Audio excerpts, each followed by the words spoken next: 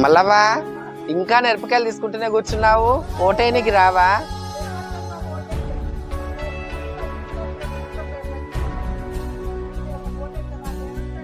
అట్లా అనొద్దవ్వా. ఓటు మన భారతీయ పౌరుడి హక్కు. మనం సరైన నాయకుని ఎన్నుకుంటేనే కదా మనకు ఈ ఓటు హక్కు అనేది మనకి ఇచ్చింది రాజ్యాంగము. కాబట్టి మన ఓటు హక్కును మనం బ్రతుకున్నామని కూడా తెలవడం కోసం మన హక్కును మనం వినియోగించుకోవాలి.